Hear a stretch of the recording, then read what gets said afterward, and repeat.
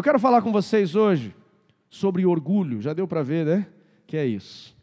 O que nós precisamos entender, Kleber, quando se fala de orgulho, de soberba? A soberba, quando ela é ministrada, quando ela é ensinada, quando é trazida uma instrução para nós, pastora Neia, sobre este assunto, normalmente ao ouvirmos uma mensagem como essa, Maria, nós ficamos avaliando, procurando pessoas que nós conhecemos que têm características de soberba. E a gente começa a cutucar muitas vezes quem está do nosso lado, a esposa, o esposo, e começamos a dizer assim: Rose, nossa, fulano tinha que estar aqui, hein? Ô, Beltrano precisava ouvir essa mensagem hoje. Olha, essa palavra é para aquela pessoa, hein?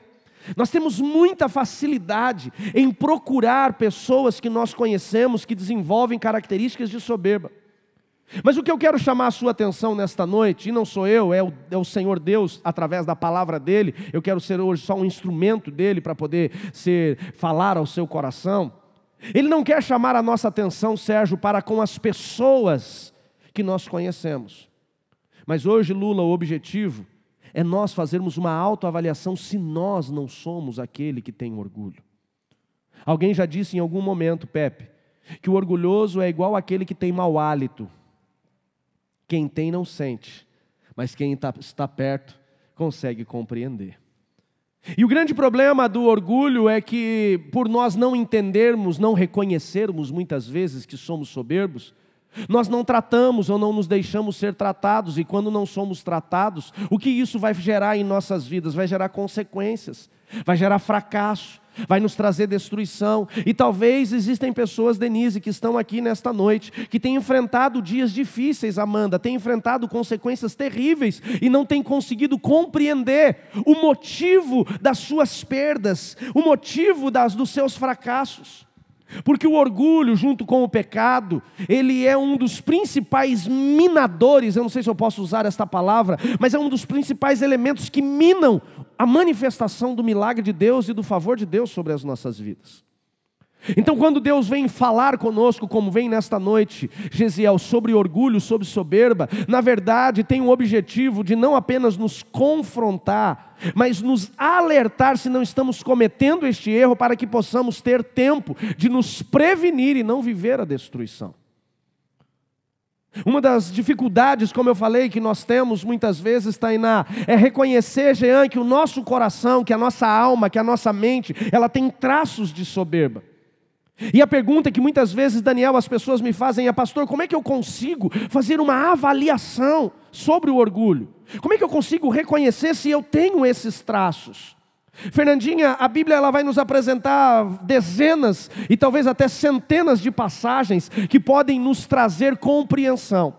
Mas eu separei 4 delas que, quando eu e você passamos a nossa vida por este filtro das Escrituras, nós vamos compreender se temos vivido os traços do orgulho ou não. O primeiro filtro bíblico que nós encontramos sobre a soberba, se você puder abrir comigo, está no livro de Provérbios, capítulo 16, verso 18. Quem estiver sem Bíblia, pode acompanhar conosco aqui no telão. Provérbios 16, 18, escrito pelo homem mais sábio que passou por essa terra depois de Jesus, Salomão. Ele fala muito sobre soberba, sobre orgulho.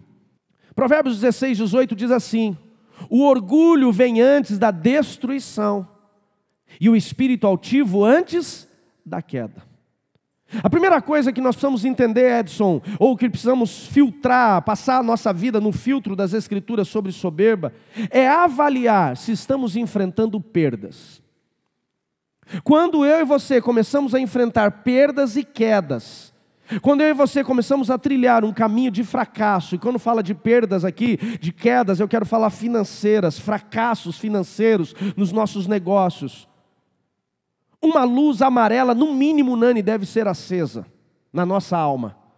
E nós precisamos compreender o que está acontecendo. Eu não sei se você age como eu ajo, mas eu sou assim. Quando eu começo a passar por algumas situações desconfortáveis, a primeira coisa que eu faço, Mari, é comparar a minha vida, filtrar a minha vida na palavra para entender o que pode estar travando. E não sou eu que estou dizendo aqui, mas é Deus através da sua palavra dizendo assim: o orgulho, ele sempre vem antes da destruição. Então se eu estou passando por queda, se eu estou passando por destruição, se eu estou enfrentando o fracasso, é porque antes disso, ou seja, alguma atitude minha ali atrás, gerou isso. Quem está me entendendo? Diga amém. Você está entendendo isso? É muito fácil quando eu começo a fazer esse tipo de avaliação, porque assim eu começo a compreender que caminho que eu tenho trilhado. A destruição, o fracasso, a queda, como a Bíblia diz, ela é um exemplo claro daquilo que eu estou exercendo na minha soberba. Às vezes são pessoas que caíram de uma posição profissional, de um negócio estável, de um status, e elas acabam não compreendendo por que chegaram nisso. Então um dos filtros da palavra de Deus que eu e você precisamos passar para avaliar se estamos passando, se estamos vivendo essa estrutura do orgulho, da soberba, é a queda, é o fracasso, é a destruição. O segundo filtro que eu e você precisamos passar a nossa vida para descobrirmos se existe em nós o orgulho, vai lá comigo em 2 Coríntios capítulo 12, verso 7, é a dor. Sim, o desconforto sistemático, ele é um sintoma que existe orgulho na minha vida. 2 Coríntios, capítulo 12, verso 7, é Paulo fazendo uma das orações talvez mais conhecidas que ele declarou, e uma das suas revelações, da sua vida, mais importantes na minha avaliação. Olha o que diz Paulo, olha lá, 2 Coríntios 12, 7. Ele diz assim: para impedir que eu me exalte por causa da grandeza das revelações que são de Deus. Ouça aqui, ele diz assim: para impedir que eu me exalte, que eu seja soberbo, que eu me orgulhe daquilo que eu estou recebendo de Deus. Ele diz: para impedir que eu me exalte, foi-me dado um espinho na carne, um mensageiro de Satanás, para me atormentar. E quando ele recebeu esse espinho na carne, deixa eu olhar aqui, olha para mim que eu já continuo orando. Quem aqui já pegou uma ferpa de madeira no dedo? É bom ou ruim? Quem já pegou um espinho no pé e ficou com o maldito ali? Lembra dele toda hora, sim ou não? Você dorme lembrando dele, acorda lembrando dele, você almoça, janta, senta, deita, vira de lado, sempre o desgramado está ali. É ou não é? Ou seja, ele está dizendo que foi dado um espinho na carne dele, um desconforto, algo que fazia doer constantemente, para que ele não viesse ser soberbo. E aí ele ficou indignado com isso. Ele falou: é um mensageiro de Satanás. Alguns teólogos dizem que foi uma doença, outros dizem que eram pessoas que atrapalhavam o trabalho dele, uma pessoa bem próxima que minava o trabalho dele, mas independente do que era desconfortável, era doloroso. Ele usa o termo espinho na carne para comparar. E então a Bíblia diz que ele orou por 3 vezes, ele diz: por 3 vezes roguei ao Senhor que tirasse de mim. E qual foi a resposta? Mas ele me disse: a minha graça é suficiente para você, pois o meu poder se aperfeiçoa na sua fraqueza, porquanto eu me gloriarei ainda mais alegremente nas minhas fraquezas, para que o poder de Cristo repouse em mim. Então eu entendo, eu aprendo, nesse filtro bíblico, que existem situações que eu e você estamos passando, que são dores sistemáticas, desconforto constante, que são apenas uma forma de Deus nos preparar, nos prevenir, uma forma de nós sermos confrontados pelo Senhor, para que não venhamos nos exaltar. Ele diz assim: para me impedir que me exaltasse, eu recebi um espinho na carne. E às vezes nós estamos orando para Deus, dizendo: Deus, tira o espinho da carne. E Deus está dizendo para nós: eu estou baixando a sua bola, literalmente. Terceiro filtro é o filtro da humilhação. Lucas capítulo 18, verso 14. Evangelho de Lucas, capítulo 18, verso 14, diz assim: e eu lhes digo que este homem, não o outro, foi para casa justificado diante de Deus. Jesus está fazendo aqui a parábola, contando a parábola do publicano e do fariseu. O fariseu batendo no peito e dizendo: ah, Senhor, eu sou um homem fiel, eu trago minhas ofertas, eu faço as minhas orações, eu sou o cara. E o publicano, que era o visto corrupto, como corrupto pelos judeus, a sua oração era: ah, Deus, eu sou pecador, eu me humilho diante do Senhor porque eu reconheço quem eu sou. E aí, Gil, a Bíblia diz, Jesus ele declara que o que reconheceu, o que se humilhou, esse voltou para casa justificado. E a parte B do versículo diz assim: pois quem se exalta será humilhado, e quem se humilha será. O terceiro filtro, o terceiro sintoma de que o nosso coração tem caminhado na soberba são as humilhações. Não é você ser humilde, porque nós temos um erro. Nós achamos que às vezes a pessoa falar de uma forma simples e vestir de uma forma simples, ela é humilde. E eu conheço muita gente que anda de forma simples, se veste de forma simples, fala de forma simples, mas que o coração é soberbo. E às vezes está vivendo a simplicidade, porque já está sendo, infelizmente, um sintoma da sua soberba. Não sou eu que estou dizendo, é a Bíblia. Deus diz aqui, porque os humilhados serão exaltados, mas os exaltados serão humilhados. Um sintoma que alguma coisa está indo errado com a gente nessa área são as constantes humilhações que enfrentamos. Agora avalia comigo, nos últimos 12 meses, quantas vezes você passou por situações de dores sistêmicas? Avalia comigo. Nos últimos 12 meses, quantas situações de fracasso, de perda que você enfrentou, de quedas? Nos últimos 12 meses, quantas situações de humilhação você enfrentou? Se você tem enfrentado situações assim, constantes, provavelmente esses sinais estão mostrando que tem alguma coisa errada com a gente. Não adianta você repreender a queda. Não adianta você repreender a humilhação. Se nós somos soberbos, seremos humilhados. Deus diz: os exaltados serão. Tem passado por situações constantes de humilhação? Avalia. Pode ser que exista aí características de soberba que você não está reconhecendo. Porque nós somos muito bons em reconhecer o orgulho dos outros e muito ruins em reconhecer a nossa própria soberba. Quer outro filtro? Vai comigo, por favor. Voltamos lá em Tiago, capítulo 4, verso 6, que nós lemos. Como que eu sei que eu estou sendo humilde quando eu estou vivendo a graça de Deus? Um dos sintomas, Vanessa, da humildade, um dos sintomas que eu estou trilhando um caminho de humildade é graça. Quando as coisas começam a acontecer, pastor Leandro, de repente, portas começam a abrir, as coisas começam a acontecer, isso é graça. O que é graça? Graça é o bem que eu não mereço. Eu quero que você grave isso, diga comigo: graça é o bem que eu não mereço.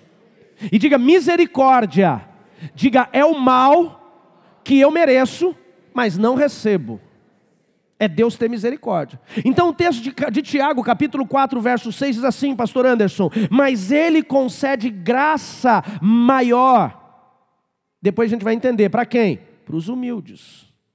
A graça ela se manifestará, André, para os humildes. Quanto mais eu vivo o processo de humildade, mais eu recebo a graça do Senhor. Vamos lembrar de um episódio bíblico? José do Egito. José do Egito estava na casa do pai, era o filho preferido do pai, recebeu uma túnica diferente. Era um cara que não ia trabalhar, os irmãos iam trabalhar e ele ficava em casa. É um cara que era mais mimado pelo pai. Os irmãos morrem de raiva e de inveja dele e um dia decidem matá-lo. Lançam ele num poço seco, desistem de matá-lo para não ter o sangue na mão deles, por causa da lei, que já estava muito, dos princípios morais, que já estava muito claro. Deus criou o homem com princípios morais, leis morais, sempre acompanhou aqueles que buscam a verdade de Deus para a sua vida. Então eles disseram: não vamos matá-lo, vamos vendê-lo para os midianitas. Então ele é tirado do conforto da casa do pai e é levado para o Egito e se torna um escravo. A minha pergunta aqui: ele foi humilhado? Que desânimo. Ele foi humilhado? Sim. Quando ele chegou na casa de Potifar, que ele se tornou escravo, qual foi a reação, ou quais foram as ações dele lá? Ele se submeteu à humilhação. Como assim? Márcio, a Bíblia diz que quando ele foi lançado na casa de Potifar, ele colocou o seu coração em excelência em tudo que ele fazia. De tal forma que Potifar tirou ele da posição de mais humilhação dentro de casa e colocou ele como mordomo da casa. Por quê? Porque ele se submeteu a esse processo. Quem está me entendendo, diga amém. Ele se submeteu. Ele fez o melhor dele no processo de servidão. Ele tinha obrigação? Não, ele estava jogado lá. Ele poderia se rebelar, ele poderia rejeitar aquilo, ele poderia bater de frente, mas ele falou, eu já estou aqui, então vou me sujeitar. Ficou alguns anos, a mulher de Potifar se engraçou com ele, você conhece a história, tentou agarrar, ele fugiu, tentou agarrar, um dia agarrou, ele fugiu, ela ficou com a roupa dele e disse, ele tentou me violentar. Foi lançado na cadeia. O cara rejeitou o erro, ele não quebrou o princípio e foi jogado na cadeia. Eu falei, agora ele rebela. Quantos de nós aqui, Jonilson, nos rebelaríamos numa situação? Pô, fui fiel lá, fui fiel na casa do meu pai, fui jogado como escravo no Egito. Fui fiel na casa do Potifar, fui lançado na prisão. Vou agora descambar de vez, vou virar o pior de todos, vou entrar no PCC do Egito. Mas a Bíblia diz que lá na prisão, ele trabalhou com excelência. Ao nível que um dia entregaram a chave da prisão para ele e falou, você vai me servir como auxiliar de carcereiro. Ele se submeteu ao processo de novo. Eu não preciso dizer para vocês o que Deus fez com ele. Mas para aqueles que não conhecem a história, eu vou dizer. Depois dele ser preparado, Deus tirou ele da prisão e colocou ele como a segunda maior autoridade da maior nação da época. Ele se tornou governador do Egito. Isso é graça. Sabe qual é o nosso problema? É que muitas vezes, Vanessa, nós começamos a viver um processo de humilhação e nós brigamos. O que eu vou falar agora talvez não seja politicamente correto para alguns. Como assim? Eu vou me humilhar? Jesus ensinou. Ele falou, se baterem de um lado, dê o outro lado. Quando era criança, meu pai me falava isso, eu falava, não dou. Eu falei, eu corro, mas o outro lado eu não dou. Jesus disse, se pedirem a capa, dá a túnica. Se pedirem para você andar uma légua, ande duas. O que ele está dizendo aqui, Will? Que nós precisamos aprender a nos submeter ao processo. Porque quando nós nos submetemos ao processo da humilhação, nós estamos deixando Deus nos governar, porque a Bíblia diz que quem dá graça ao humilde é Deus. Então quando alguém, eu sei que eu vou falar isso aqui, é difícil você entender e aplicar, eu acho que é até difícil para mim em alguns momentos, mas quando você, olha nisso, quando você se submete ao processo de humilhação, você está deixando Deus governar a tua história. Você está deixando Deus governar aquela situação. Amém, queridos? Pastor, a minha sogra me persegue.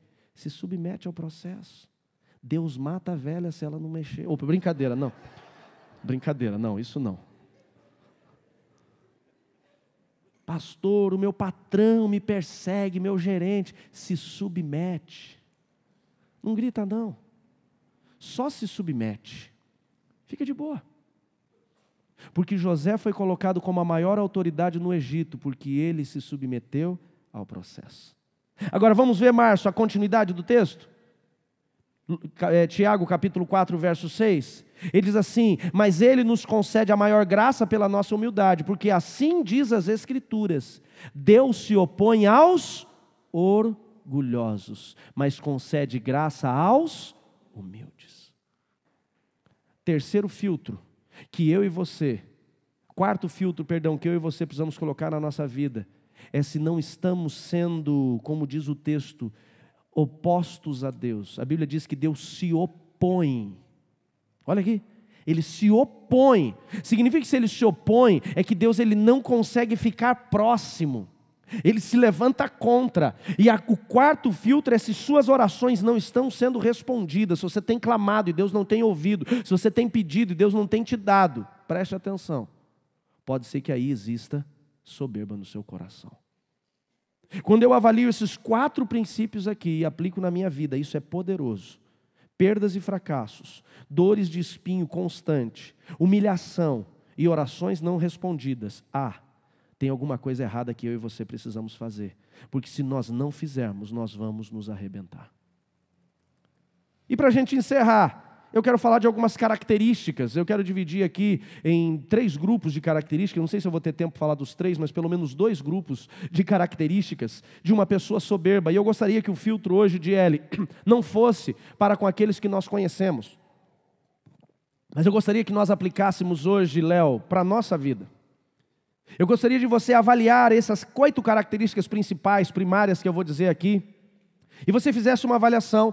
Se você não tem desenvolvido essas características, essas são muito claras, quando falo delas é fácil de compreender. As outras que eu vou falar daqui a pouco, essas são um pouco mais sutis, mas também são destrutivas. A primeira característica de uma pessoa que ela é orgulhosa, ela tem dificuldade de admitir seus erros.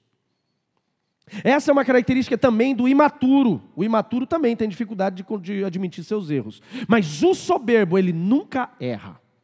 Se você é o tipo de gente que quando erra, ou quando é confrontado pelo seu erro, você fica tentando justificar e não admite que errou, isso mostra soberba na sua alma, é destrutivo.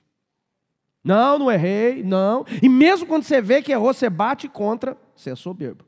E vai viver aqueles 4 pontos que eu falei ali. Não tem como fugir. Entenda isso, são 4 leis do céu, aquelas 4 que eu falei para vocês. São 4 leis do céu, não tem como você fugir disso.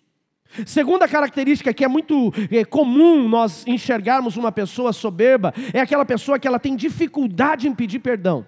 Pedir perdão para ela é uma missão quase que impossível. E nós encontramos isso principalmente em relacionamentos matrimoniais. Existem hoje, Emílio, pessoas que têm passado crises conjugais, porque brigam e não conseguem pedir perdão quando estão falhos. Soberba. Tem casamentos e famílias que estão sendo destruídas, porque o cara se fecha dentro do seu casulo, e ele, para não dar o braço a torcer, ele não fala, eu errei. É impossível mesmo. Terceira característica clara de uma pessoa que tem passado por situações de soberba, não suporta pedir ajuda. Esse é o meu problema. Você é assim também, né, Marcião? A Maria? Você viu que a gente é bom, a gente já aponta o erro do outro já, né? Eu sou assim, gente. Essa é uma das principais pontos. Isso que eu estou ministrando para vocês, Deus ministrou primeiro para mim.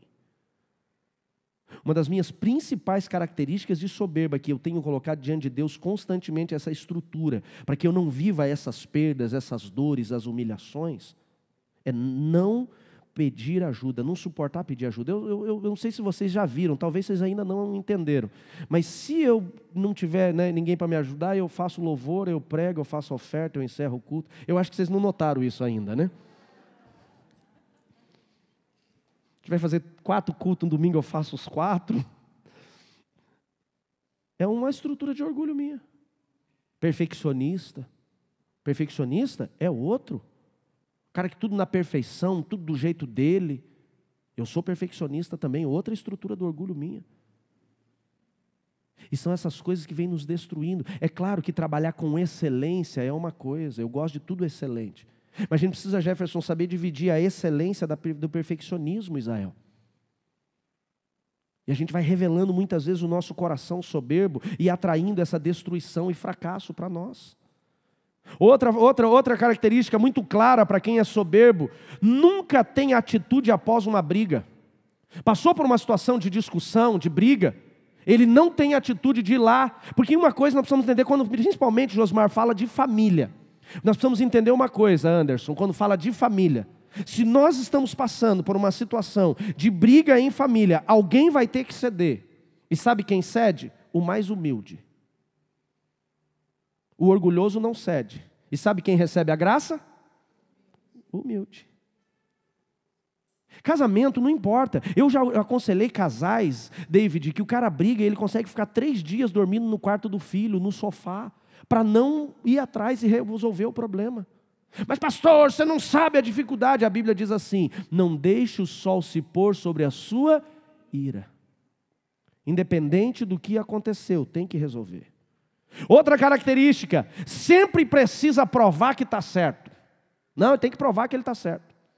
Ele tem argumentos, ele tem discussões para provar que ele está certo. Característica de orgulho. Outra característica, sempre procura um culpado para os seus erros. Ele não tem erro. É os outros que erram com ele. Difícil, né? A parte mais difícil de você estar ministrando isso é você ver os cotovelos comendo solto. Tem uns aqui, meu irmão, que ele vai direto já fazer hemodiálise, porque eu acho que o rim dele já deve ter sido esmagado de tanta cotovelada que ele levou, coitado. O cara não admite erro. Ele não consegue ter humildade para isso. Amados, olha para mim. Todos nós erramos. Todos nós. Essa também é outra característica do imaturo, mas ela grita muito no arrogante, no orgulhoso. Outra característica, se acha superior aos outros. Não, porque a minha formação, porque a minha posição, porque eu. Acha que os problemas deles são mais importantes do que o problema dos outros. Você quer ver uma característica muito simples? Por favor, não pense que eu estou mandando um recado, que eu vou falar isso aqui. É só uma coisa que é muito comum acontece aqui. Não é recado, vocês entendem isso, amém?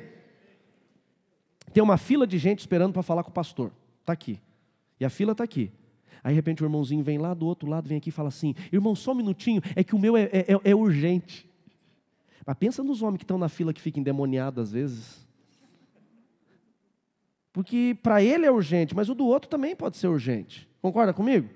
Nós precisamos entender isso. Nós precisamos entender. Isso é reconhecer o nosso processo de humildade.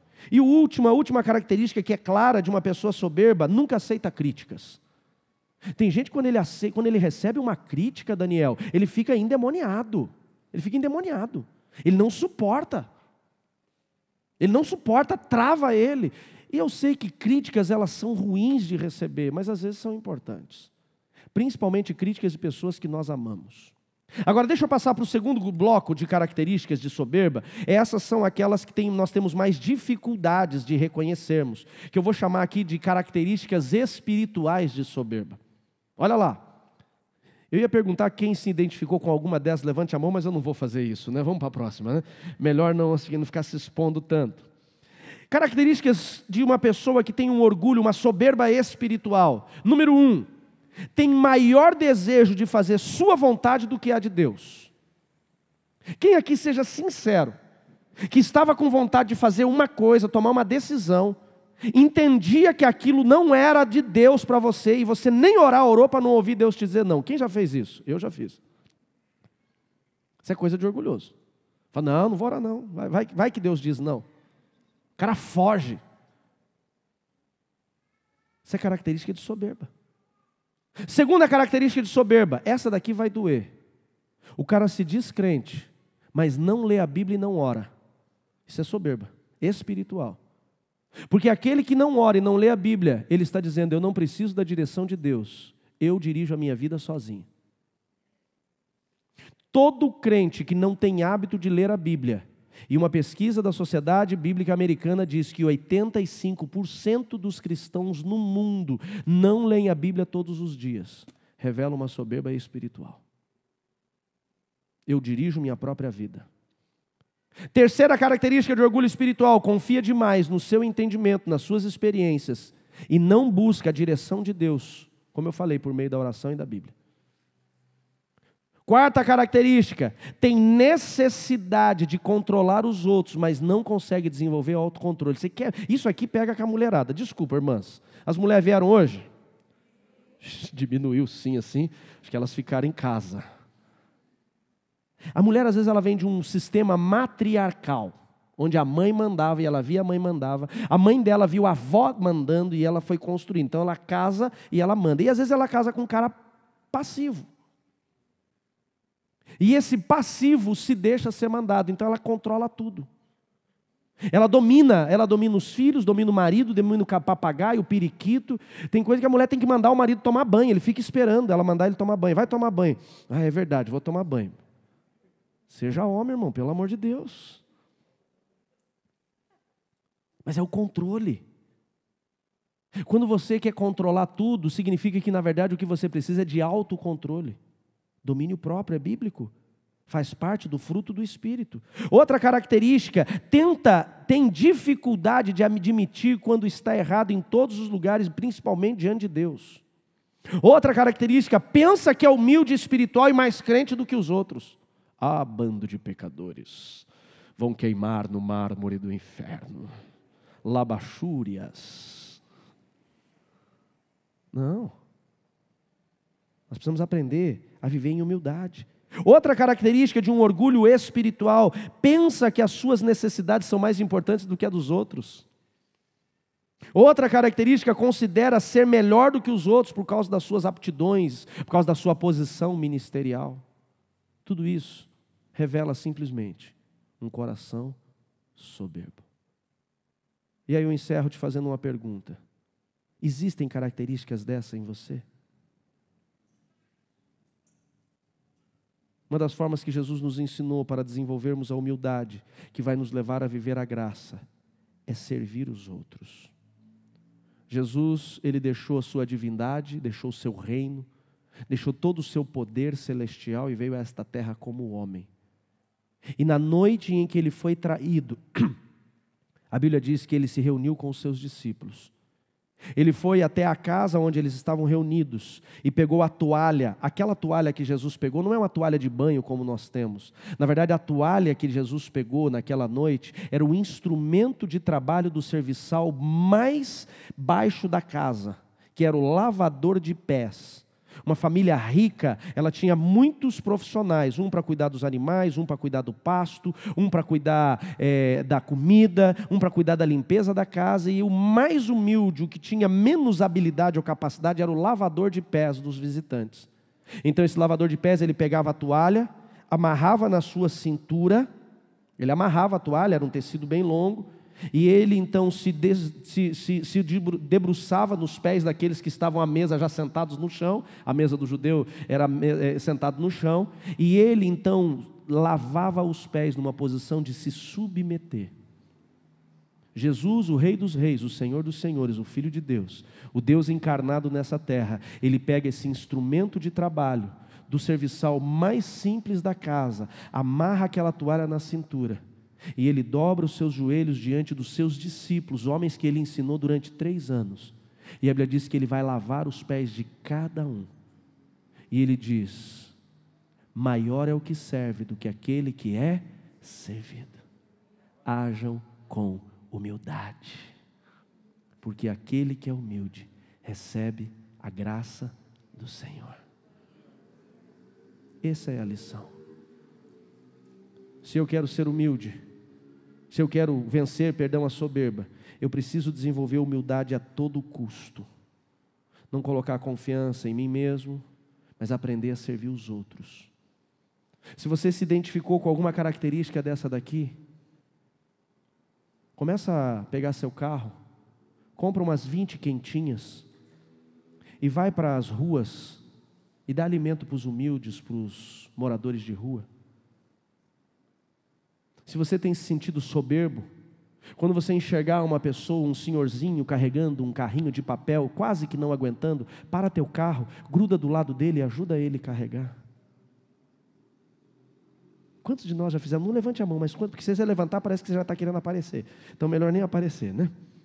Quantos de nós já tivemos coragem de fazer isso? Quantos? É isso que vai gerar em nós um coração humilde para vencer a soberba, amém, queridos?